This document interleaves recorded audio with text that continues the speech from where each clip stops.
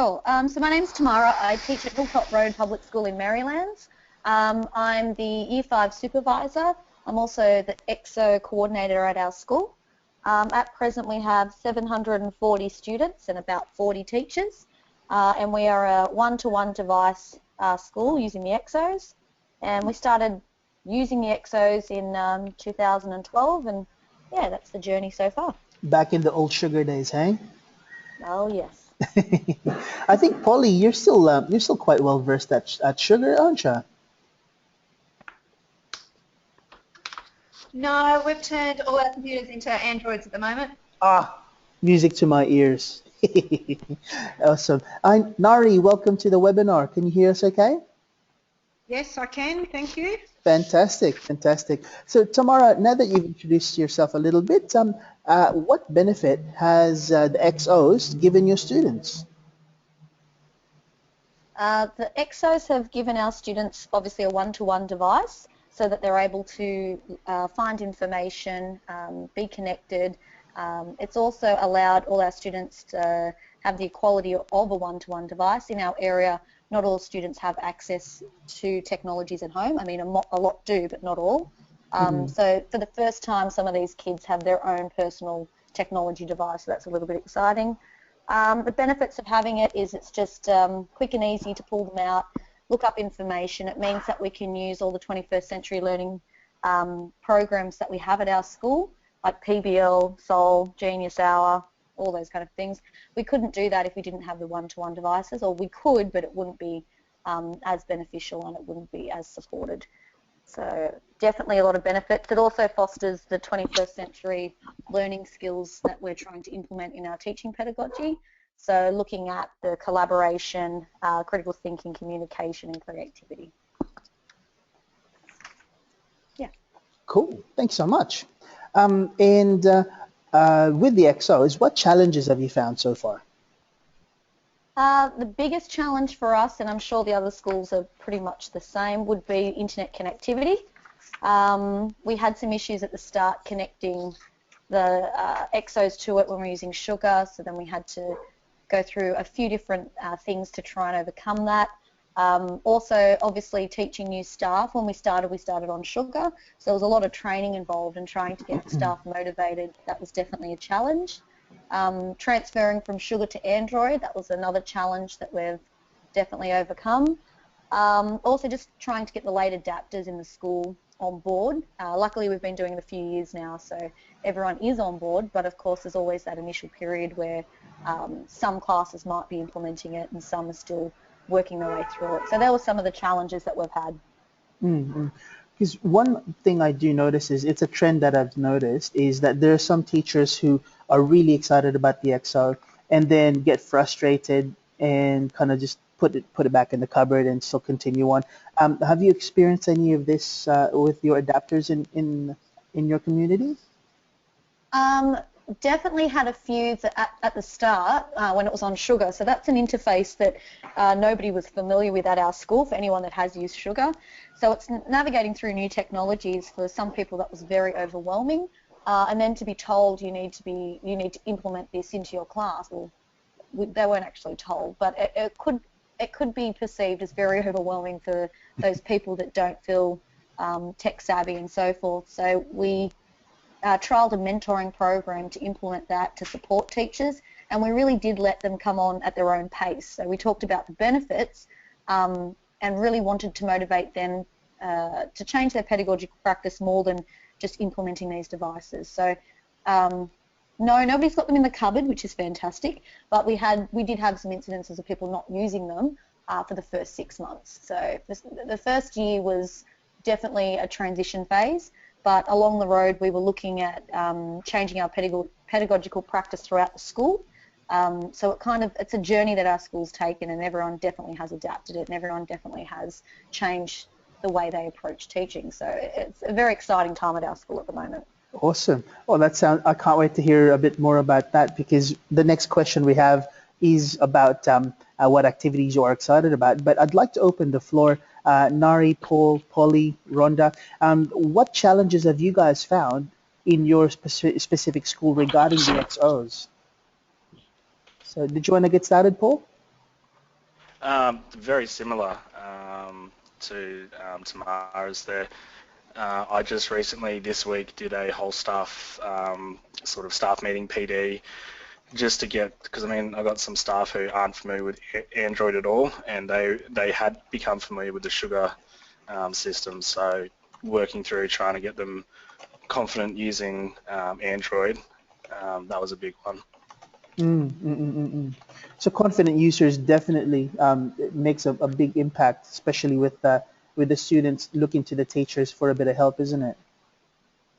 And I've already had probably 6 teachers who hadn't had a One ID get on there and get that sort of organised, ready to go. And how are you guys going? Because one thing I have been offering is I've been offering for for the webinars is basically one avenue of it. So I also try to do a bit more school specific training as well. So what school are you a part of, Paul? And Archer State School. I think I think I did a webinar with you guys not too long ago. I don't remember, but I mean, I went to a few things at the end of last term. You may have done it then. Possibly. I think it's time for me to do another one because I think you guys have got a couple, I think 500 XRs? Be up more towards 600, I think. Fantastic. And Polly, did you want to contribute, or what challenges have you guys noticed with the XOs? The challenges we've found is that it's only myself updating all the XOs and lack of support from admin. And the new teachers have taken on the XOs really well and incorporate them into their classrooms. The older grades and the more experienced teachers are a little bit funny about them. They're little alien computers. Yeah, we've just had quite a few problems with them freezing and then trying to troubleshoot and teach kids that, no, turn it off, turn it back on again, and go through that process to self-correct. That's been our biggest issue at the moment. But from the sounds of it, you guys are already asking the help of other students to try to correct that. Is that right? Yes, I offer one lunchtime a week, an XO Experts Club, where 2 students from every class comes to my classroom and we do a little session, whether it be about how to fix Wi-Fi, how to fix what happens if it freezes, what programs are on offer.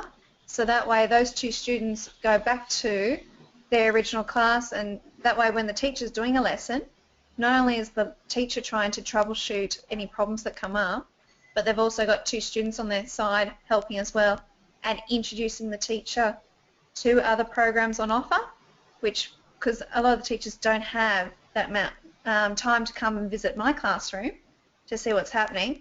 This is a way that really things can seep into their rooms. That's awesome. And the teachers aren't a little bit threatened by, these kids knowing a little bit more about the technology than them? No, they take a breath and go, oh, thank God someone's here to help us. Because when you've got 24 Year 1 students going, well, it's not working, at least it's not one teacher against 24. It's one teacher, 2 students from, term 1, another 2 from term 2. That's 4 kids. Another 2 I'm training up at the moment. That's 6 students out of 24 who can now walk around the classroom, and I'll say, well, you haven't got your Wi-Fi switched on, or you haven't got this clicked, or, hey, we'll just turn off and start again. You've got more of those, and that peer teaching also helps. That's fantastic. That's actually a program that we're trying to incorporate called the Mechanics Program, and Paul McKillicuddy is going to talk about that in a couple of weeks' time. So please watch out for that on the forums. So is there anything else you wanted to add, Tamara?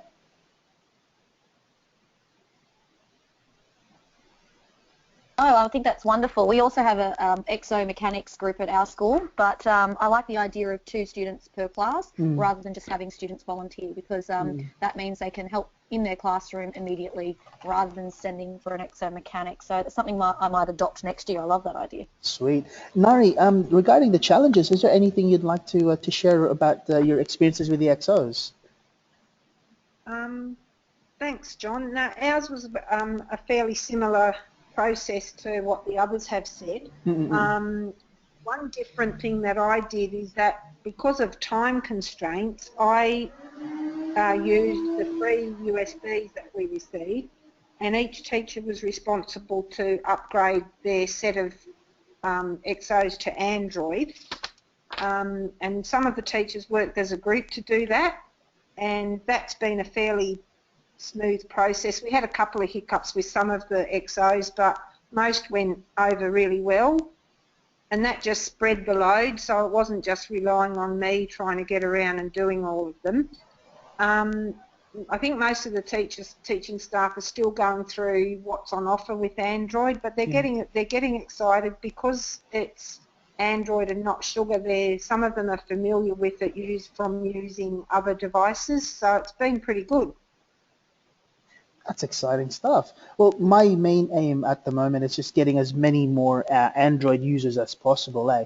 And what's exciting for me to see is everybody's starting to contribute with their stories and challenges. The more we know, the more I'll be able to troubleshoot and possibly give back to the engineers. So if there's any issues that I can't solve, the guys from engineering can help us out with them. So if you've got anything like that, let me know so I can send it over to Jay or to Matthew so they can help us out with those specific ones.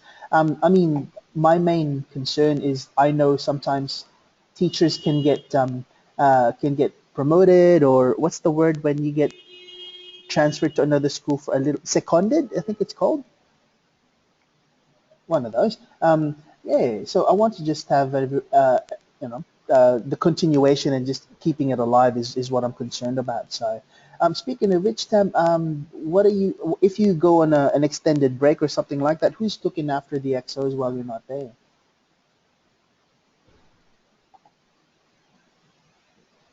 Great question. Some people have a birth plan. I have an XO plan.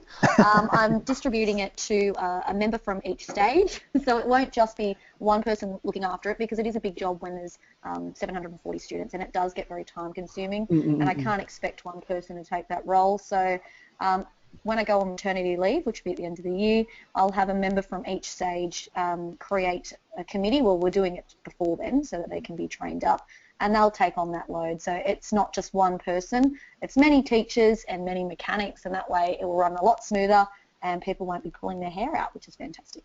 Excellent. And if you've met me already, I've actually got no hair to pull, so awesome. Well, thanks for that. Wrinkles. Yeah.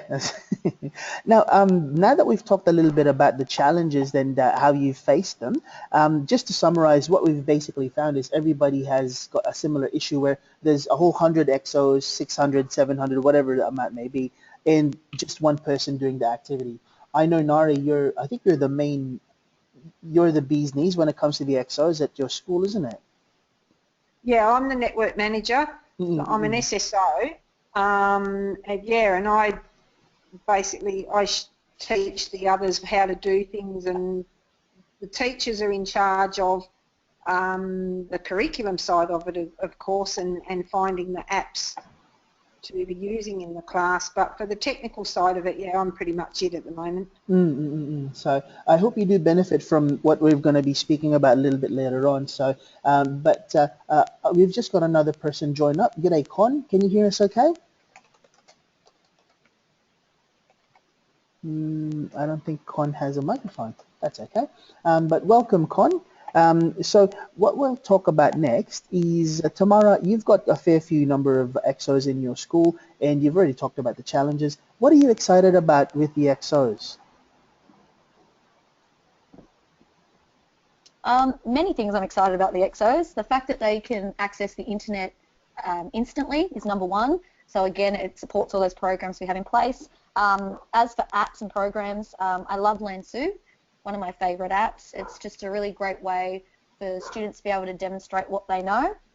I like WPS, obviously it's a standard, they can type up their work and edit and so forth. Google Classroom, that's something that we're trialling in our class at the moment, so people can collaborate together and we can share resources through that platform. Voice Search, which is another app on the XO, it's where you verbally ask it to look up certain things. You can say dog and it'll look up dog, very similar to what Google's releasing. So that's a good platform for them to start practicing with that, because I think that's the way technology is going. We also like something called Timeline, which I've put the link up in the chat. One of my kids found that on the Google Play Store. We were looking at timelines, and I've asked them to represent the timeline digitally, I can't say the word, and he's gone off and he's found it, and he's said, oh, look, it's educational, can we download it? So he's asked permission, and of course we've done it, and now our whole grade's using it. So that's something I'm excited about. And obviously just all those websites that you use day in, day out, Reading Eggs, Schoolbo, Matific, they're all free, besides Reading Eggs, I take that back. They're free. Yeah, take that one back. Yeah, they're free URL sites that you can go to that kids can learn lots of things from. And code.org, that's a really good one for the young ones.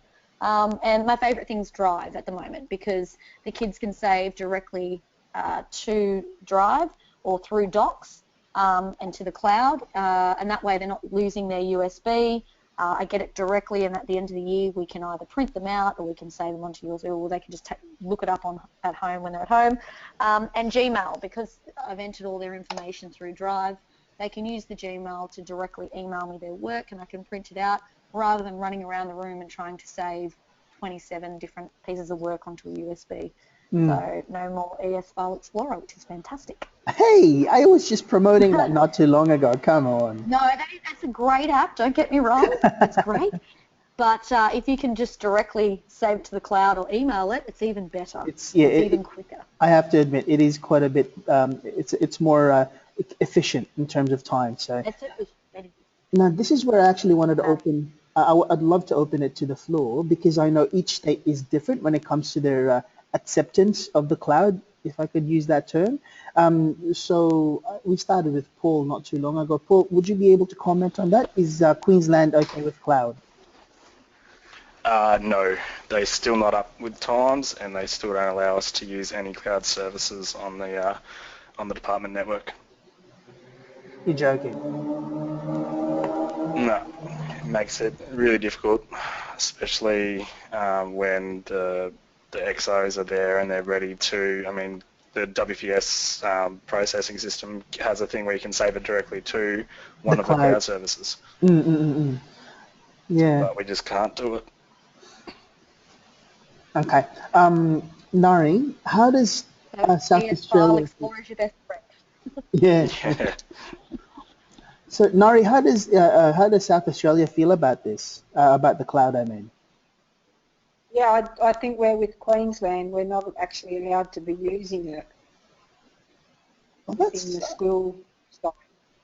Yeah, it does make it difficult. Oh, yeah. Oh man, some of the coolest things for collaboration are in the cloud. I know. Oh jeez. Oh well. But I guess this is something that we can look forward to, isn't it? Because with the actual internet being what it is, hopefully the department will see the signs and actually go with the times. You know what I mean? Hopefully. Anyway, so just to clarify, Polly was asking what state you're from, Tamara. So Tamara's from New South Wales. In Maryland, I think. So Maryland. Yeah, awesome. All right, guys. Now we've kind of touched on this already a little bit, but just on to clarify. So when it comes to the cloud savings, you have the choice of either saving it directly to the cloud, or you can go to your USB stick. And you said, Tamara, look, it tends to get lost, or he's got my USB stick, hasn't returned it, or whatever. It gets a bit complicated, doesn't it?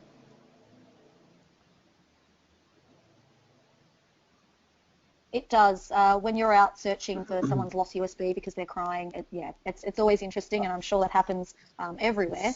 So maybe people have better managing strategies than I did. So yeah, I totally forgot. Yeah, I teach casually as a high school science teacher, and yeah, they don't necessarily cry. They punch, but they don't cry. So when it comes to it, though, there is also another alternative that you can speak with your principal or executives too. As far as I know, each school has got a local server with at least 5 gigabytes of space available. It's available using ES File Explorer. And as long as your executive is okay with it, you can talk to the network administrator and have access to that. And it kind of acts like a cloud for the local school. So Nari, as the network admin, do you reckon the executive will go with that? Oh, yeah. If we can save things direct to our server, that'd be super. Yeah. So what I'll That do, would solve. I can actually show you real quick on my XO. So teachers, just bear with me for a moment while I get this sorted, and I'll finish off with uh, the impact of the XOs to the students with Tamara in a little while. But so with the with the ES File Explorer, if you go to ES File Explorer and have a go at on the left-hand side, you normally go home, and that's where you see all of the stuff that you need, yeah? In this case, instead of going home, tap network, tap LAN, local area network here. I'll quickly mark that one. Tap LAN, okay? And then tap new, okay?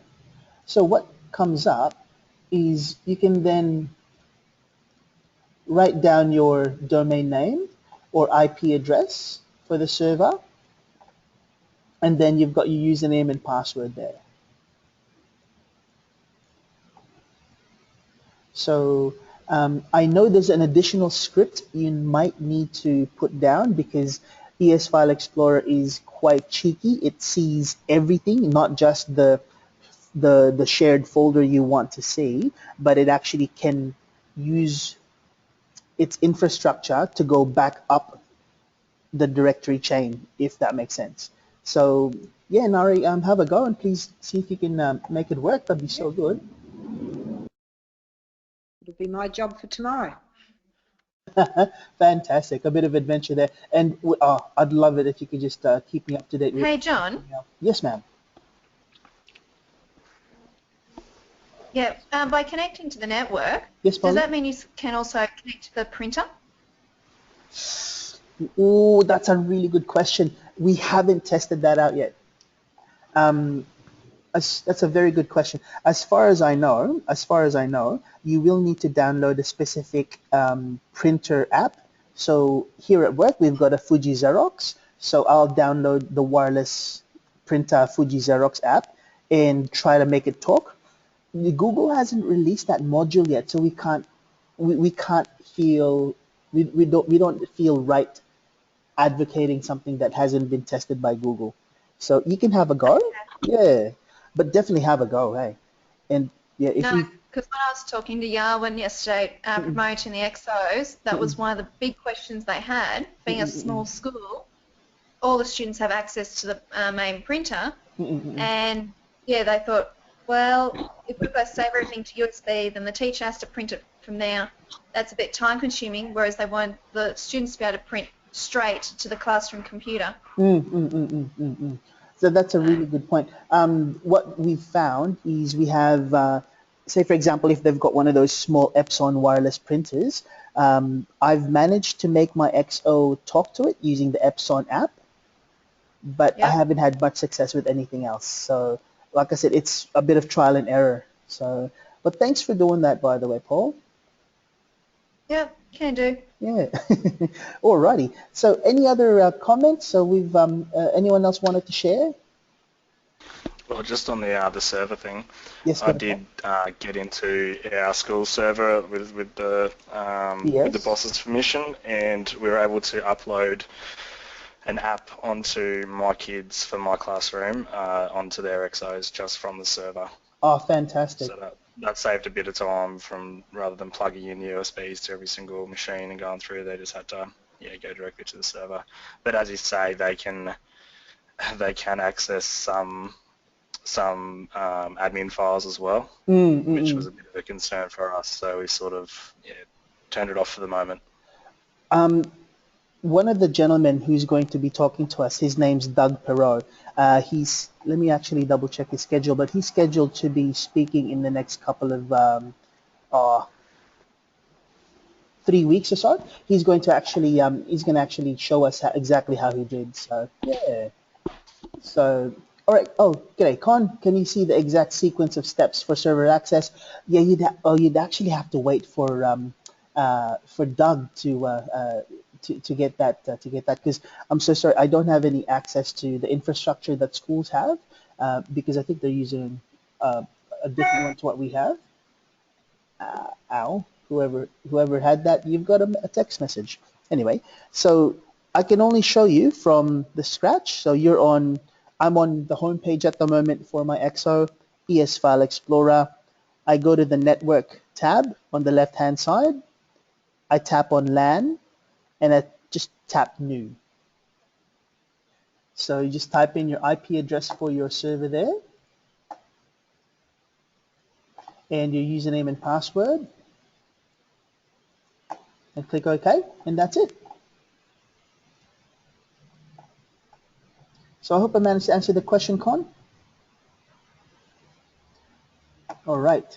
So just to get back on track, thanks so much for that interaction, teachers. I really, really appreciate it. So, and this is the type of webinars we'd love to be hosting in the next few weeks, is because, you know what, it's not just about what we can offer, but what's already happening in the classrooms right now with all of the teachers. So Tamara, the last question I've got here is the impact that EXOs have for the students. So how has the EXOs impacted the students? Great question. Definitely empowering them, being able to use their own device to look up information, being responsible for the information they look up, being good online citizens. It's definitely changed the behaviour of our students. They are more engaged and truly engaged in the fact that the work's differentiated for them. They're able to access what we're set out, and they're completely immersed in the task. Other things that we've seen from it, obviously because we have the one-to-one device, using our PBL and Genius Hour and SOL and all those 21st century learning programs that we've implemented, the students are more readily able to articulate what they're learning and how they're learning it, and they're becoming more responsible learners, I guess. So we wouldn't be able to do that if we didn't have access to a device to implement those programs. So that's a little bit exciting for us. Awesome. Awesome. Looking forward to having more results of that showing up on our forums, eh? Hint, hint. Wonderful. Oh, and there was I also have to mention the EXO Mechanics program has been brilliant for a lot of our students. Some of them that aren't involved in dance or choir and so all those kind of things, they can connect to EXO Mechanics. From that has also empowered them to be able to fix problems that they've faced in class, and the ability to communicate with other kids while they do that, learn new skills. So yeah, EXO Mechanics has definitely been another positive that's come out of this. You've actually expressed your EXO Mechanics for a little bit. Would you like to actually embellish on that a little bit more? How did you find the likely candidates for the EXO Mechanics program? The first time I ran it was when we had sugar, and that was literally just members of my class, me asking if they would help me at lunchtime, and it kind of developed from there. That was for one term. Then the following year, I asked at assembly who would like to join up. I think I had 30 kids the first year turn up. They all stayed. We ran through a training course, looked at safety first, and then how to disassemble a EXO, how to assemble an EXO, troubleshooting, so looking at different ways to troubleshoot. This year we've got 40 members of the EXO Mechanics. From that, it's not only learning the safety and the maintenance, but it's also educating other students. So they go around and let different classes know certain problems that are occurring, like playing with the aerials. Can you please not do that? And just educating, just educating the students on how to connect to the Wi-Fi, teaching them what to do if they run into, turn the EXO on, off, turn it back on, those kind of steps. So they're now educating other kids. It's only a 20-minute little lesson that they'll give, and it's only about once a month. but it's all those little things that keep coming up in exomechanics. They then have to create lessons for, and they'll go off and teach other people. So at the moment, we're now connecting with other schools. But exomechanics, we had our first Exo Kids Meet at the beginning of last term, and then we had the second one at Roos Public School at the end of last term. So we're making a bit of a network in our community so that we can share problems and troubleshoot together rather than just one school taking on all the problems. So that's exciting for our school and for our students. And that's actually what I'd like to have developed across the country is actually, that's a very good point. Polly just typed in, is the exomechanics program provided by the One Education community, or is it something that the corporation actually made? But there's something I actually want to say. It's Paul Makilikari. He's one of the he's the ideas man, and he's an executive from Roos Public School, and he's actually come up with this with Tamara's assistance, and Tamara and him are the ones that actually started the whole Kids Meet program, and we're basically taking a page off what they're doing and putting it into an app called the Academy app, which we will be releasing soon. I'm so sorry, we're still testing and we found bugs and we can't release it just yet. So, so I know I promised last Friday, but it's already a week and yeah, there's more bugs. I'm sorry. Yeah. The way we developed it at our school is there was just a dying need, and I did see on One Education's website, their past website, information about the exomechanics program. They said that someone in Queensland actually started it. The first one that was around was one of the schools in Queensland, and I got to speak with that principal, and he gave me some advice on how he ran it, so I kind of copied his model and changed it a little bit. There was a video that he gave me that showed how to disassemble and assemble the EXO, which it was the biggest thing for me, because if I didn't have that, I couldn't do it. And then I could just press play, hit pause, and the kids learnt from there. And it kind of developed from there. So it was definitely One Education suggested it. They didn't have a fixed program, but another school modelled it. So I guess we're just learning from other schools and just trying to connect that way and trying to improve it from there. Awesome. So I'm happy to send over any information if whoever was asking for it would like it. So actually, they're welcome to anything we have. Tams, with your permission, would I be able to pass on your email address to Polly-Ann? Definitely. And I will try and get that video out to him. Okay, hang on a sec. Polly, I've just private messaged you the email address for Tamara. Now, Paul, this might be up your alley. So Mr. Corin said he already had, successfully connected to the school server. We've got Con Clathis saying he's actually had a bit of issues connecting. Con, just to clarify, he said the steps to connect to the server, but continually fail because of incorrectly designating the server or username. And he says there is something there which is not obvious. So with what I've shown, using ES File Explorer and following the steps, were there anything else that we missed or something you can assist Con with regarding connecting to the school server? I didn't connect with direct IP. I looked on whatever the name of the server was on my teacher's laptop and just put that into the top box. I don't know what that top box is actually called, but it's the one above the IP, and it's whatever be your school code and then some other numbers, and I just put that in and my username and password, and it went through and worked. So yeah, the domain name. Okay. Paul, with your permission, would I be able to pass on your email address to Con? That way he can communicate with you with any questions. Is that okay? Yeah, that's no worries. Awesome. Let me just do that. So, as you can see, teachers, this is all about collaboration and just making sure that, look, I'm posting these on private messages and chats. That way, not everybody can see it. I want to respect your privacy. And Tam, I've got a request from Rhonda as well from Sherwood Grange if she could grab your email address as well. Is that okay?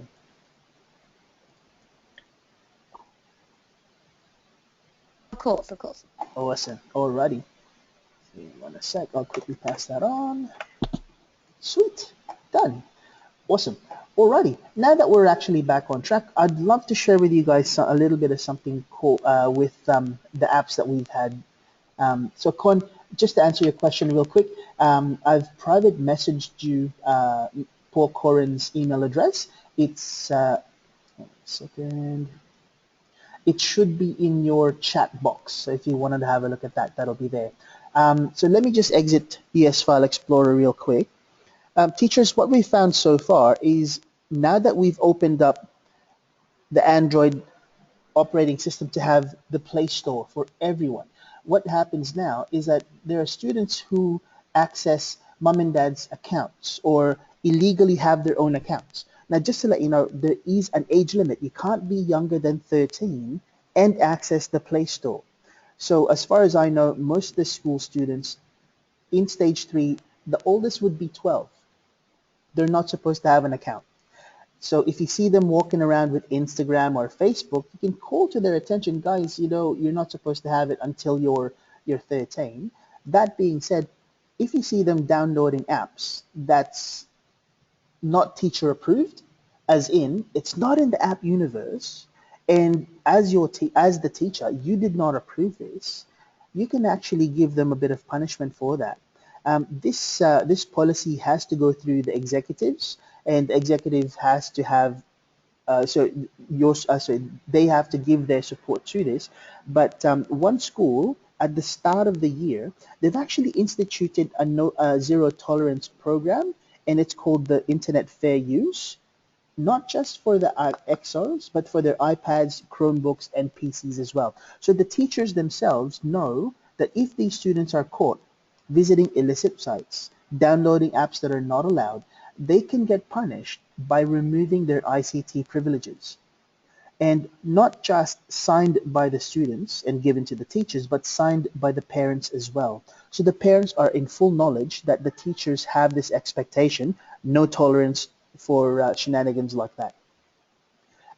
For me, it's a bit drastic, but it's a wonderful management tool.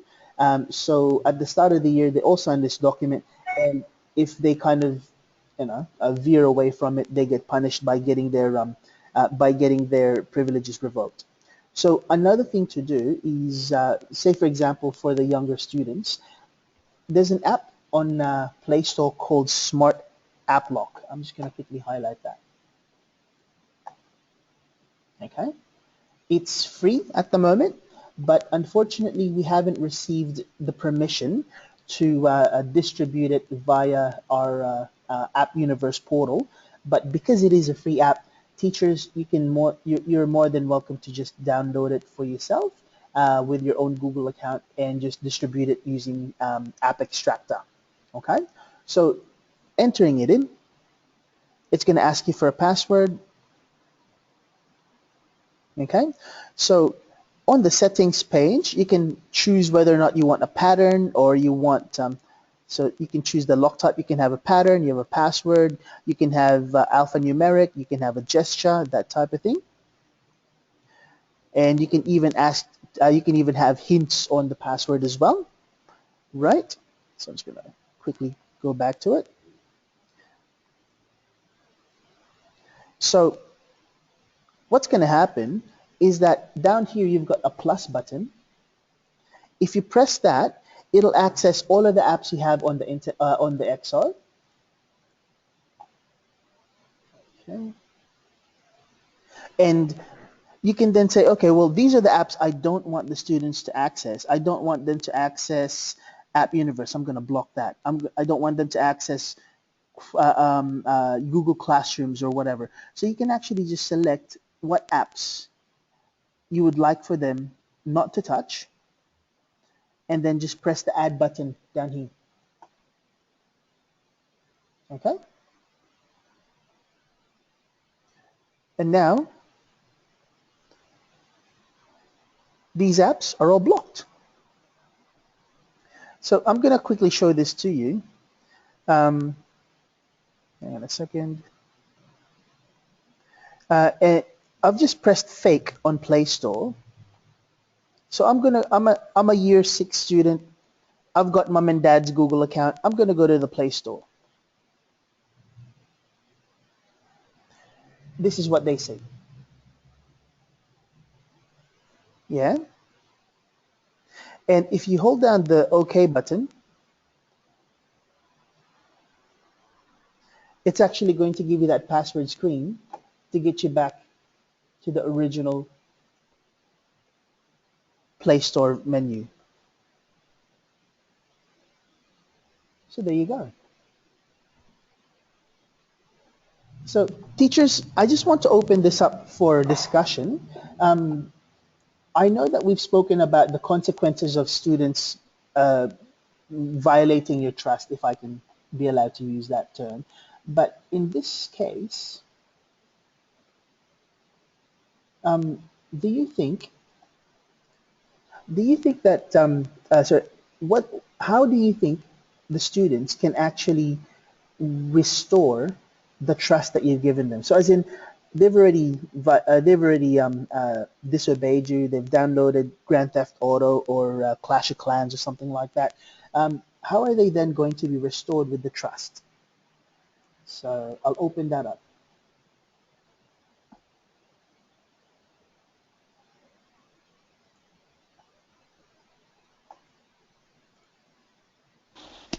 Well, I reckon maybe just a certain time limit, a week, something like that for the first offence, and then give them the benefit of the doubt, and then maybe increase the severity if it continues until they lose access to their XO altogether. That's not in school time.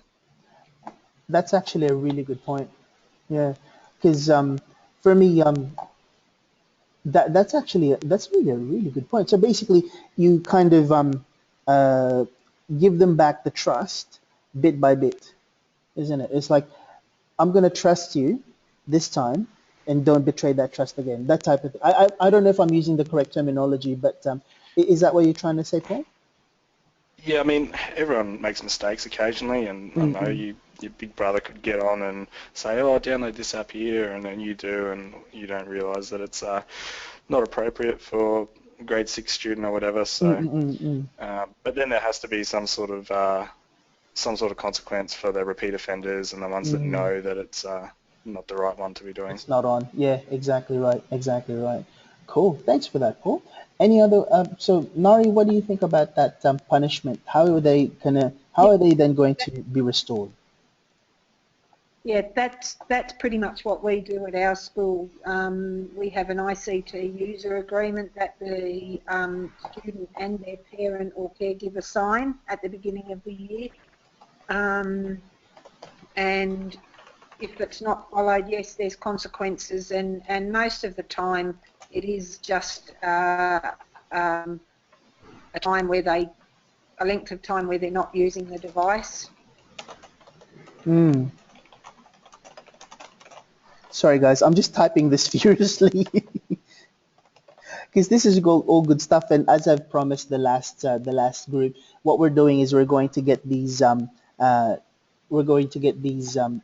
comments back compiled into a forum post, and I'll link that to you guys as well and on the next email. So, Polly, did you want to contribute to that?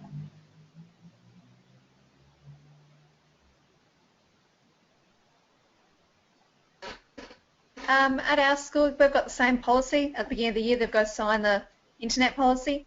But our XOs, because it's one set between 4 classes, they stay in the classroom and the teachers just supervise.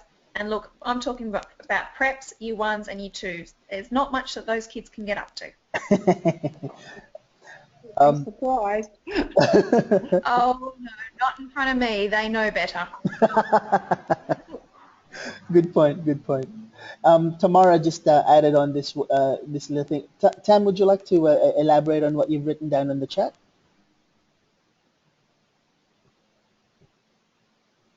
Sure. I just thought for the older kids that should know better and probably do know better, a cyber safety course of the XO mechanics. So if they're doing the wrong thing, the XO gets taken off them, and then they have to run through a CyberSmart course with the exomechanics before they're allowed to have their exo back, so that they're fully aware of what they're doing and why they're doing it, just to protect themselves and others, I guess. Cool. Oh, all right. So teachers, that's about it. I mean, I've explained to you what Smart Applock can do. You can easily find that on Google Play Store. Hopefully, the developer agrees to have us distribute it using the portal. But any closing comments from any of the teachers? Is there anything else you'd like to cover or ask Tamara while she's here?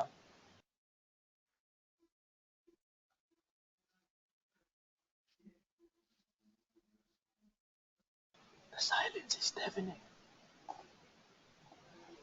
Okay. All right, teachers. So if that's the case, that's basically wrapping up the first webinar of Term 3. Thank you so much for your participation, everybody. Next week, I'd like to encourage everybody to visit our forum so you can see what that's all about. We're going to have Scratch. So our very own Julie Robig from Narangba State in Queensland. She's going to present how they're using Scratch for their students. And Scratch is basically a programming language, and I'd like you guys to download. It's called Scratch Junior, just in preparation for our next webinar. Scratch Junior can be found on our App Universe. I'm quickly going to show you guys where. So in App Universe, Scratch Junior should be on the letter S. Well, there he is. Have a bit of a play. Now I'm gonna go through a quick tutorial for people attending next week's webinar about Scratch Junior, and Miss Robig is gonna go through and say this is how Narangba State is using Scratch to hit curriculum outcomes. All right, teachers, thank you so much for your time. That's basically it. Tamara, thank you again. Thank you so much for your participation and for your insight. Con, Nari, Paul, Polly, Rhonda, thank you so much for your participation, guys. Thanks, John and Thanks, Tamara. John. Yeah, thanks, guys. All right, as again, we are recording this, and we will put this on YouTube as soon as we can. Folks, thank you so much and have a great evening. Please feel free to go to our One Education forums to see the other schedules and just make a post as well. All right, folks, this is John Vergara signing out.